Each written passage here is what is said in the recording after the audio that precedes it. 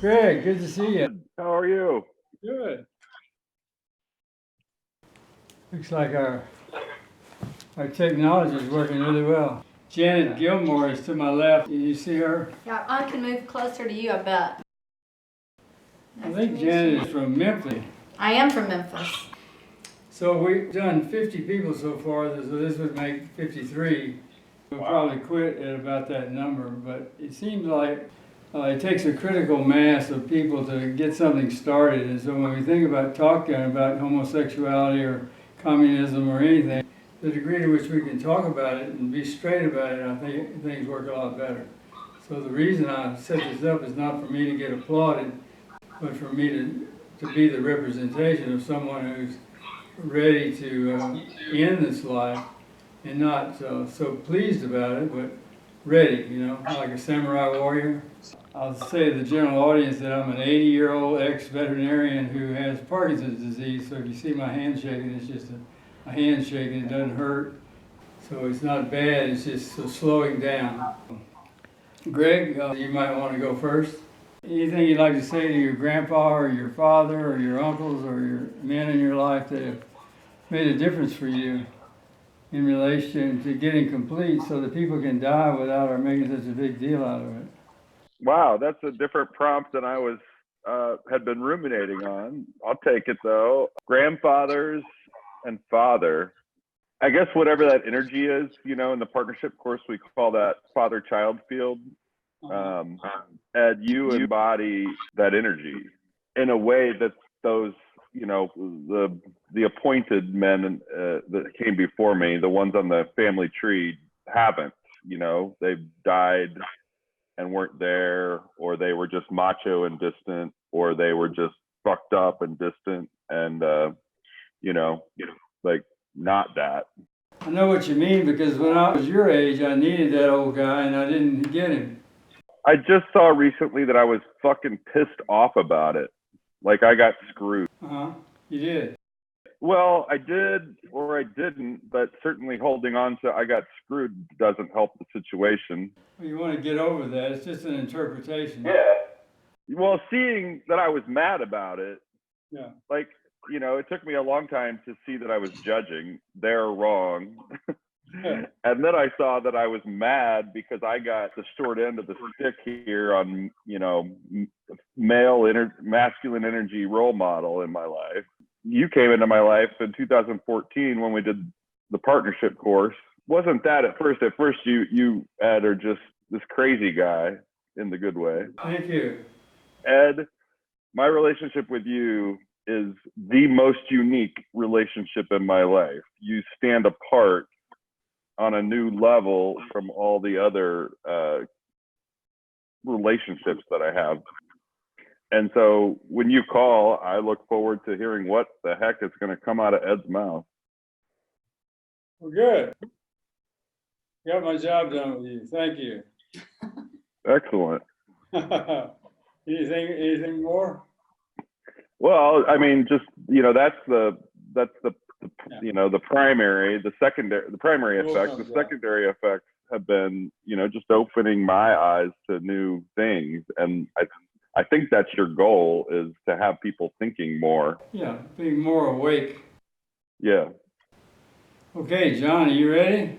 Yes. I was a rodeo cowboy. They say, "Cowboy, are you ready?" And you nod your head and they open the gate. Bull comes out. All right.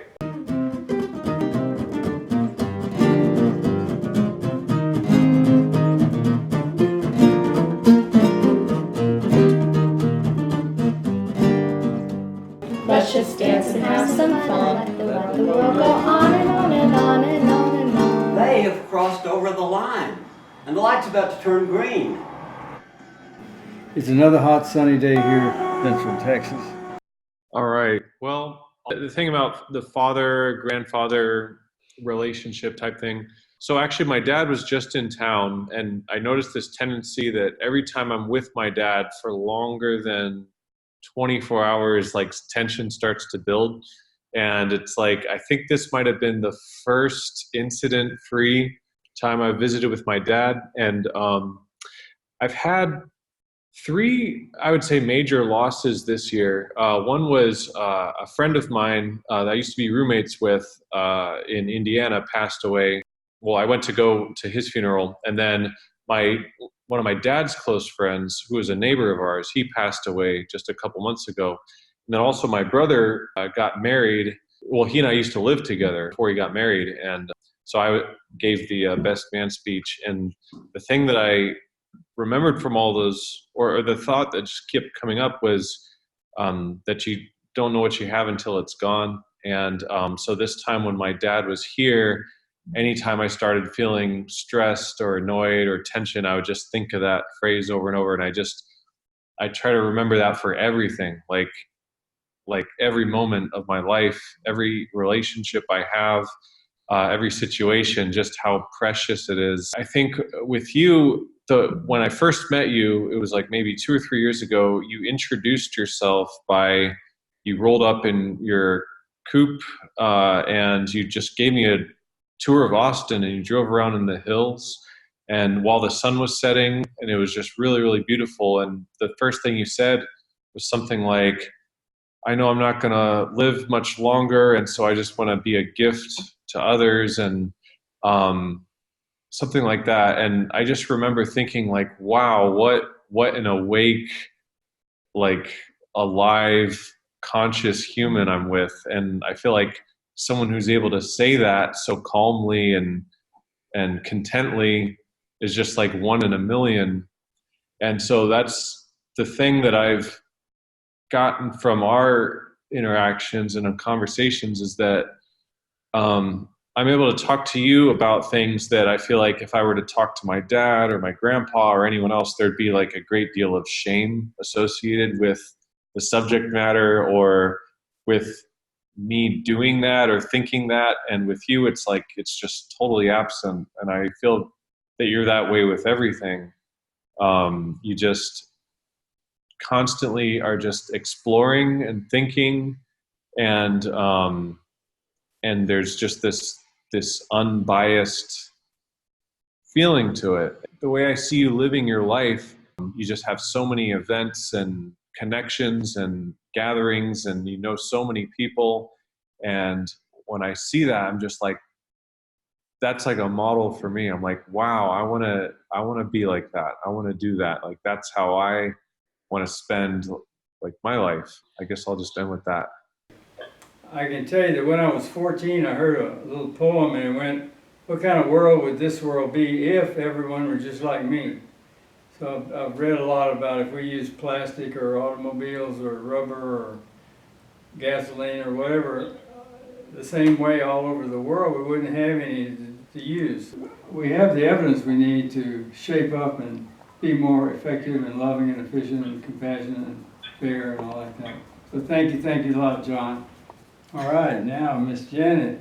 Well, thank you. It's nice to hear from John and Gregg as well, and nice to meet you both. It's an honor to be one of the 53 here with you, Ed. And so I have 3 words. I want to talk about words that came up. These 3 words that came up for my relationship with you and the gifts you've given me and just being here with me on this journey. So the first one is integrity. And I think you have one of the strongest senses of integrity of anybody I've ever known. Being true to yourself in just about every sense of the word. And I've watched you courageously represent what's important to you for a number of years now. I guess 7 or 8 years? Is that how long? Okay. And it really inspires me, and I feel like I want to take that on and be that way with people myself.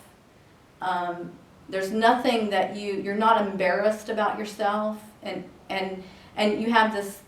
You think about it. You think about what you're offering, and you don't hold back at that point once you've been able to come to the point of some truth that means something to you.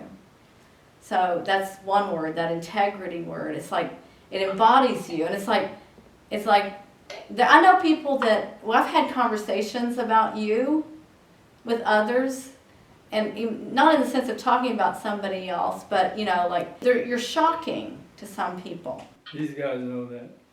And people that are like, I don't know what to do about that. I don't know what to think about it. And it's like, think about it this way. He embodies integrity. This is the way I feel about it, you know, the honesty. In some ways, it's un-American. It is. It's not accepted in our culture. You know, you can't have that without a great deal of contemplation about what you're doing. You know, it has to be intended, right. Or it can't be integrity. Yeah. You know, honesty isn't even honesty if it's not thought about in advance and really, you know, mulled over and in a awakened kind of way. Right. So you bring all of this into, and like, it doesn't matter what the subject, and it's, anyway, so that's the first word, integrity. The second word is community. And you know, you've been part of my community in the Dharmata Sangha of Austin, and we haven't shared the forum community together, although I really feel like I know a lot about it, a lot about where it's coming from and everything, and that didn't matter to you. I mean, there's not a sense of that we owe each other something there. And even though, you know, we've never even talked about your commitment to meditation or Buddhism. We've never had that conversation. And I don't need to, because your commitment to the community of awakening is there, is apparent. You know, you're always there, and you're always giving very generously of yourself to that community and to this community. And I see you do it to others. You know, like we talked about the 53, or I'm sure there's 100 people you brought to the forum, and there's many people you brought to our Sangha. And I remember you did you bring Josh? Probably. A dear friend of ours who's now passed on, Josh White.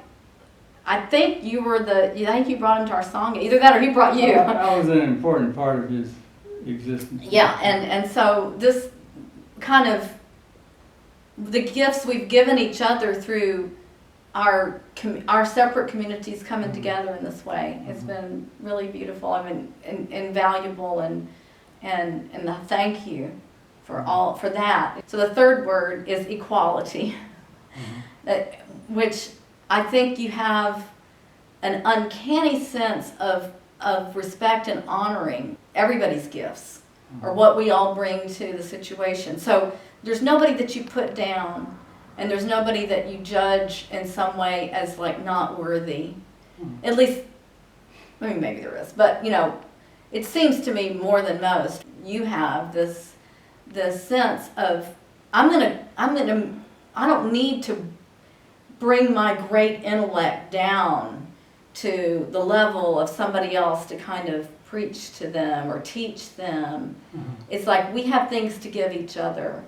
And even in this situation where you're bringing us in to talk, it's like to explore.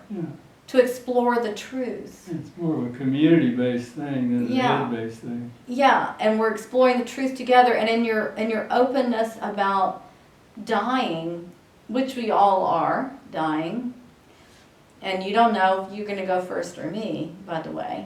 Nobody knows this. Right. And it's like this sense of we're all in this together, and we can all benefit from being together on this journey of awakening. Good. Well, let me finish off by saying that one of the big questions in life is, how am I doing? Whether you're a Buddhist monk or a politician or a farmer, everybody's wondering, like, how am I doing as a spiritual creature, as a mammal, as a parent, as a brother, or whatever.